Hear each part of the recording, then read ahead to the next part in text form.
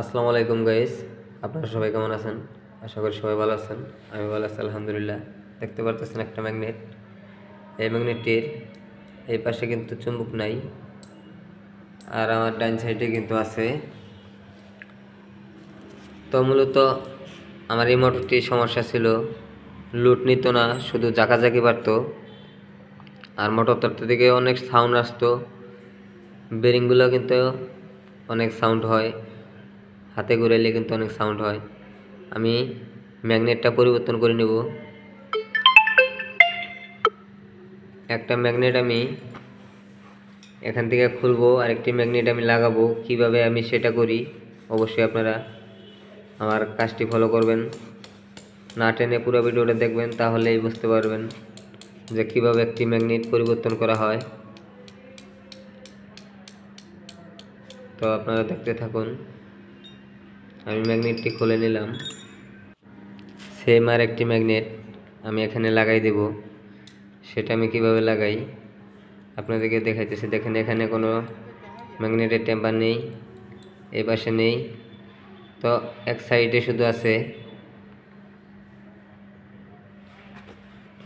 আমি সেম আরেকটি ম্যাগনেট এখানে নিয়ে নিতেছি। এটাও পুরাতন ম্যাগনেট।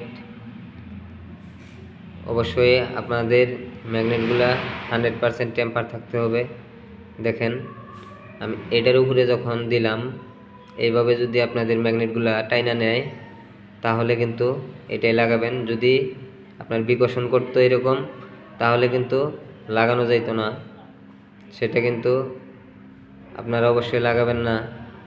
যেটা আপনার আকর্ষণ করব সেটাই লাগাবেন। উল্টা করে যদি আকর্ষণ করে সেটা কিন্তু হবে না।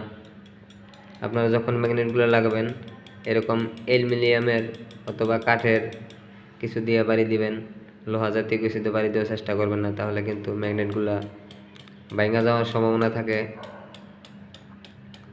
সবসময় ম্যাগনেটগুলো আস্তে ধীরে লাগানোর চেষ্টা করবেন, কারণ এখানে তাড়াতাড়ি করা যাবে না।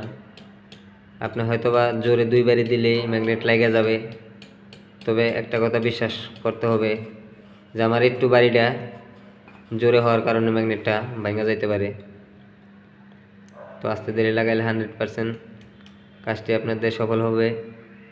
অবশ্যই আপনারা আস্তে ধীরে কাজগুলো করবেন, তাহলে কাজটি সুন্দরভাবে সাকসেস করতে পারবেন। আমার ম্যাগনেটটি লাগানো শেষ। দেখেন, এখানে 100% টেম্পার কিন্তু আমার আছে এই ম্যাগনেটটায়। আমি এই ম্যাগনেটটা পরিবর্তন করে নিলাম। ঘষা খাইয়ে কিন্তু একটা সাইড আমাদের নষ্ট হয়ে গেছে, আর একটা সাইড ভালো আছে, যার জন্য পরিবর্তন করে নিলাম। এই ম্যাগনেটটা থাকা অবস্থায় কিন্তু আমাদের গাড়িটি লুট নিত না। সেটা হলো শুধু এই ম্যাগনেটটার কারণ। এই ম্যাগনেটটা নষ্ট হয়েছিল বিদায় আমাদের গাড়িটি লুট নেয় নাই, শুধু জাগাজাগি বাড়তো। তারপরে কিন্তু মোটরটা চলতো, রানিংয়ে চলতো ঠিকই, তবে খাড়া গাড়ি জাকি দিয়ে ধরতো।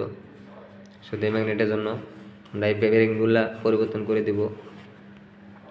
দেখেন, এই বেরিংগুলো কিন্তু অনেক সাউন্ড আসতেছে, প্লাস এই সামনের বেরিংটা সেজ হইয়া গিরিজও কিন্তু আমাদের ভিতরে ঢুকে গেছে। দেখেন, এইভাবে গিরিজ যায় কিন্তু কয়লাতে প্রবেশ করছে।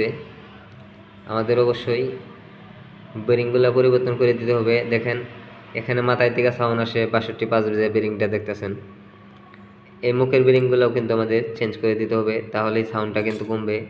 কারণ মোটরের মাথায় কিন্তু গিরিজটা করে দিতে হবে। পিনিয়ামগুলো দেখতে পারলেন শুকাইয়ে সাদা হয়ে গেছে, যেটুকু গিরিজ ছিল সেগুলো ভিতরে ঢুকে গেছে কয়েলের মধ্যে।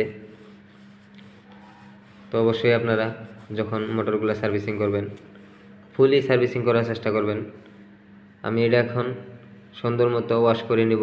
ওয়াশ করে 2টা বেরিং চেঞ্জ করে তারপরে কিন্তু আবার লাগাই দেব।